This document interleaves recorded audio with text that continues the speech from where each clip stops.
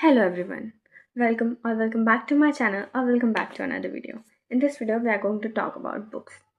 Yes, I have been reading books from past 3 years and I have read a lot of books. And there are 3 books that I think that everyone should read once in their life, and that's why I am here to talk about them and to suggest everyone about them. So, let's start with our first book, that is this, The Power of Our Subconscious Mind. This book is just wow. I hate self-help books. I hate nonfiction. I never read self-help books because they are very boring. But this book contains something in it. Wow. The Power of Your Subconscious Mind is a classic self-help book by Dr. Murphy, in which work focuses on our subconscious mind. Like we have two minds, conscious and subconscious. Conscious is the mind that we can control, and subconscious is a mind we can't control.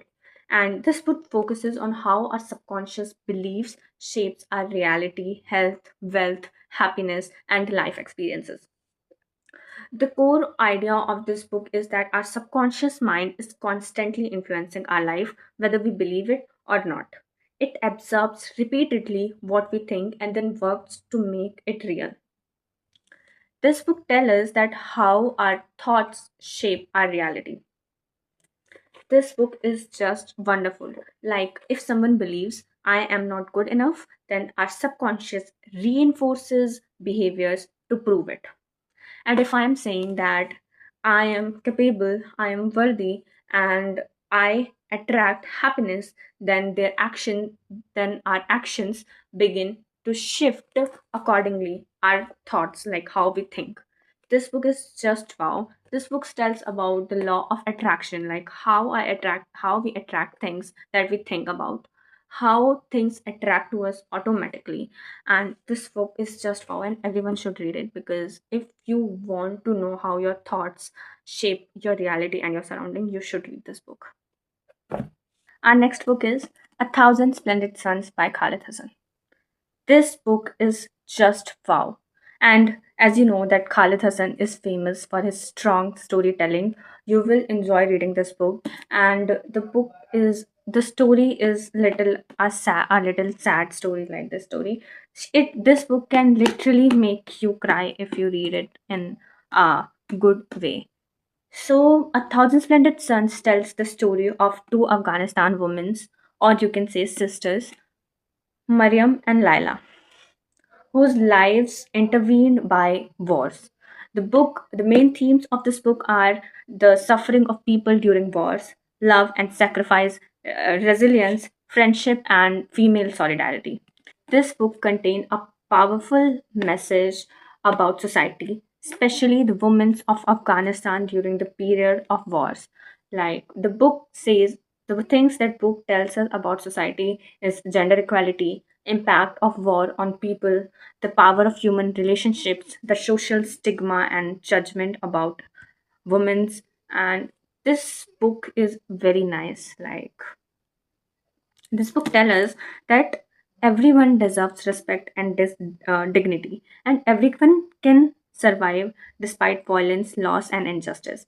The act of love and sacrifice can transform lives of people, and this book is very wonderful.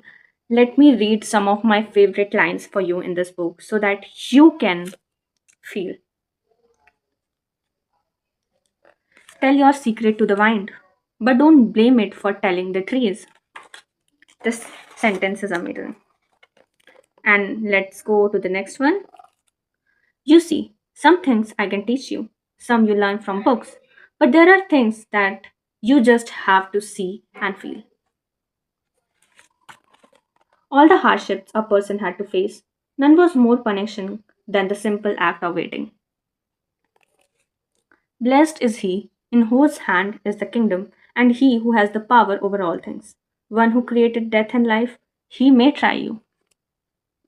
And yes, these are some, but this book is amazing, and you should definitely read it. This book shows us how friendship, love, and sacrifice enable people to endure oppression and hardship while highlighting the need for equality, compassion, and human dignity. This book is just amazing. And our next book is going to be something you should have heard of. This book is Crimes and Punishment by Dostoevsky. This book is amazing. This book is a story about Raskolnikov, who is a former student who committed a murder, but after committing it, he suffered with guilt, morality, and the consequences of his actions. The novel expresses the themes of justice, redemption, psychology of crime, and free will. The book is just amazing and wow, like you should read it. One of the greatest psychological novels ever written. This book tells us about guilt and exploration. We can run from justice, we can run from laws, we can escape from laws, but we can't run from ourselves. We can't escape from our soul, right? The main idea of this book is that crime harms the criminal and not just victim. If I'll do a crime, the crime will harm me as same as it that will affect the criminal. That redemption is possible. This book tells us that criminals harms the victim as well as himself, and that no one is above morality. This book is about morality.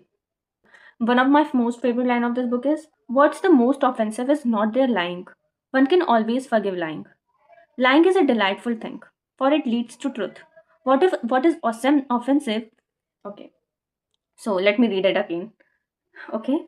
What's the most offensive is not their lying. One can always forgive lying.